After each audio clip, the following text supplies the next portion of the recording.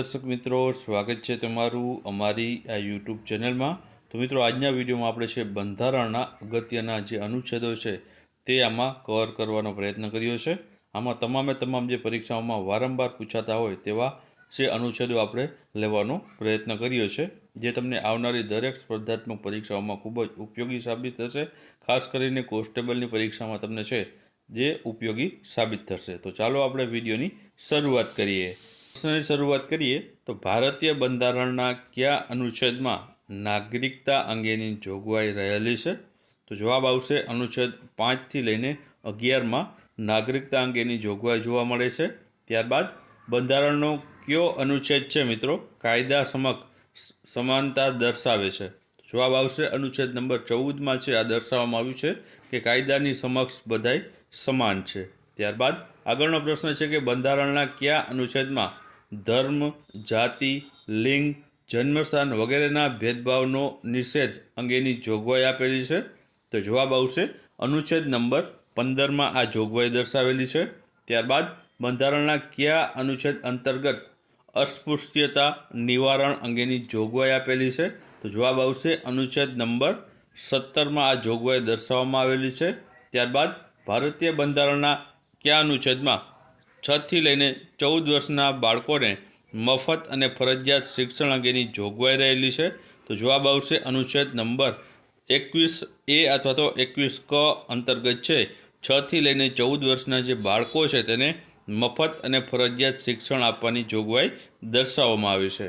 ત્યારબાદ આગળનો પ્રશ્ન છે બંધારણના કયા અનુચ્છેદ અંતર્ગત 14 વર્ષથી નાના બાળકોને છે બાળમજૂરી કરાવી કામ પર ન રાખવા અંગેની જોગવાઈ આપેલી છે? તો જવાબ આવશે અનુચ્છેદ 24 માં દર્શાવેલું છે કે 14 વર્ષથી નાના બાળકોને છે જે કામ ઉપર રાખી શકાય નહીં। ત્યારબાદ આગળનો પ્રશ્ન છે બંધારણના કયા અનુચ્છેદ અંતર્ગત ધાર્મિક બાબતોનો વહીવટ કરવાનું સ્વતંત્રતા રહેલી છે? તો જવાબ આવશે અનુચ્છેદ 26 માં છે આ દર્શાવવામાં આવેલું છે। ત્યારબાદ આગળનો પ્રશ્ન કે બાબા સાહેબ આંબેડકરે છે क्या अनुच्छेद ने बंधारणना हृदय अने आत्मा कही है? तो जवाब आवशे अनुच्छेद 32 ने। त्यारबाद आगळनो प्रश्न है कि बंधारण में क्या अनुच्छेद में ग्राम पंचायतनी रचना अने अंगेनी जोगवाईओ आपवामां आवेली छे? तो जवाब आवशे अनुच्छेद 40 में छे आ जोगवाई दर्शाववामां आवेली छे। त्यारबाद भारतीय बंधारणना क्या अनुच्छेद में खेती अने पशुपालननी व्यवस्था अथवा तो गो हत्या पर प्रतिबंध है? गो हत्या पर प्रतिबंध वाळो अनुच्छेद कयो छे? तो अनुच्छेद 38 में जोगवाई आपेली छे।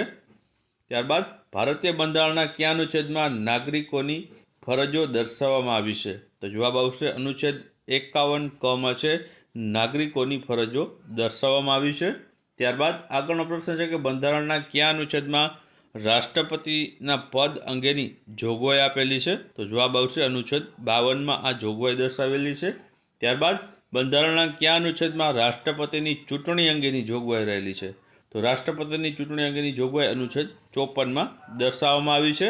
त्यारबाद राष्ट्रपति पर महाभियोगनी प्रक्रिया बंधारणना क्या अनुच्छेद अंतर्गत करवामां आवे छे?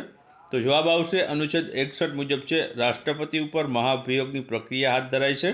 त्यारबाद बंधारणना क्या अनुच्छेद में भारतना उपराष्ट्रपतिना पदनी जोगवाई छे? तो जवाब आवशे अनुच्छेद 63 में आ जोगवाई दर्शावेली है। त्यारबाद राष्ट्रपति सजा में माफी आपवानी अथवा तो घटाड़वानी जे राष्ट्रपति सत्ता है तो क्या अनुच्छेद में दर्शावेली है? तो जवाब आवशे अनुच्छेद 72 में है आ सत्ता दर्शावेली है।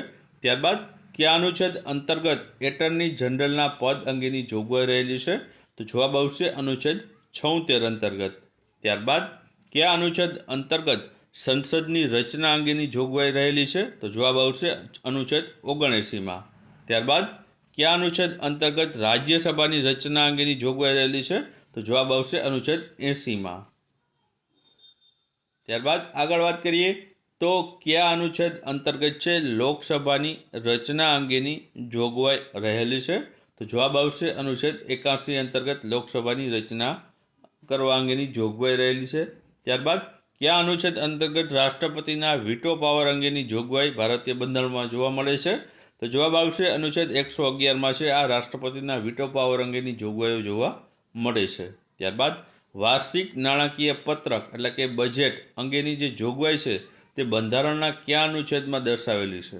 તો જવાબ આવશે અનુચ્છેદ 112માં આ દર્શાવેલી છે। ત્યારબાદ રાષ્ટ્રપતિ વટહુકમ બહાર પાડવાની જે સત્તા છે તે કયા અનુચ્છેદમાં જોવા મળે છે? તો જવાબ આવશે અનુચ્છેદ 123માં આ સત્તા જોવા મળે છે। ત્યારબાદ કયા અનુચ્છેદ અંતર્ગત સુપ્રીમ કોર્ટની સ્થાપના અને ગઠન અંગેની જોગવાઈ રહેલી છે? તો જવાબ આવશે અનુચ્છેદ 124માં। ત્યારબાદ ભારતીય બંધારણના કયા અનુચ્છેદમાં ભારતના નિયંત્રક મહાલેખ પરીક્ષક એટલે કે કેગના પદ અંગેની જોગવાઈ છે? તો જવાબ આવશે અનુચ્છેદ 148માં। ત્યારબાદ ભારતીય બંધારણના કયા અનુચ્છેદમાં રાજ્યપાલના પદ અંગેની જોગવાઈઓ રહેલી છે? તો જવાબ આવશે અનુચ્છેદ 153માં। ત્યારબાદ નાણાં પંચ અંગેની જે જોગવાઈ છે તે બંધારણના કયા અનુચ્છેદમાં દર્શાવેલી છે? તો જવાબ આવશે અનુચ્છેદ 280માં દર્શાવેલી છે।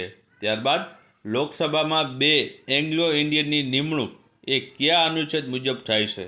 તો જવાબ આવશે અનુચ્છેદ 331 મુજબ છે, જે છે લોકસભામાં 2 એંગ્લો ઇન્ડિયનની નિમણૂક કરવામાં આવે છે। ત્યારબાદ રાષ્ટ્રીય કટોકટીની જે જોગવાઈ ભારતીય બંધારણના કયા અનુચ્છેદમાં આપેલી છે? તો જવાબ આવશે અનુચ્છેદ 352માં દર્શાવવામાં આવેલી છે। ત્યારબાદ ભારતીય બંધારણીય કટોકટી છે તેની જોગવાઈ કયા અનુચ્છેદમાં આપેલી છે? તો બંધારણીય કટોકટી 356માં અનુચ્છેદમાં દર્શાવવામાં આવેલી છે। ત્યારબાદ નાણાકીય કટોકટીની જોગવાઈ ભારતીય બંધારણના કયા અનુચ્છેદમાં આપેલી છે? તો નાણાકીય કટોકટીની જોગવાઈ અનુચ્છેદ 360માં દર્શાવવામાં આવેલી છે। ત્યારબાદ બંધારણના કયા અનુચ્છેદ અંતર્ગત હિન્દી ભાષાને છે ભારતની સત્તાવાર ભાષા તરીકે સ્વીકારવામાં આવી છે? તો જવાબ આવશે અનુચ્છેદ 343 મુજબ। ત્યારબાદ બંધારણના કયા અનુચ્છેદ અંતર્ગત જે રાજ્યનો રાજ્યપાલ હોય છે તે વટહુકમ બહાર પાડી શકે છે? તો જવાબ આવશે અનુચ્છેદ નંબર 213 અંતર્ગત। ત્યારબાદ રાજ્યપાલનો અનુચ્છેદ અંતર્ગત રાજ્યપાલ કાયદાનો ભંગ બદલ માફી આપી શકે છે? એટલે કે રાજ્યપાલ કયા અનુચ્છેદ અંતર્ગત છે તે રાષ્ટ્રપતિની વારીએ રાજ્યના કાયદાના ભંગ બદલ માફી આપી શકે છે? તો જવાબ આવશે અનુચ્છેદ નંબર 161 મુજબ। તો આ હતા ભારતીય બંધારણના અગત્યના જે વારંવાર પૂછાતા હોય તેવા અનુચ્છેદોની માહિતી। વિડીયો જો પસંદ આવ્યો હોય તો વિડીયોને લાઇક કરજો, વિડીયોને શેર કરજો, અને ચેનલમાં નવા હો અને ચેનલને સબસ્ક્રાઈબ ન કરી હોય તો સબસ્ક્રાઈબ પણ કરી દેજો। તો અમે મળીએ એક નવા વિડીયો સાથે।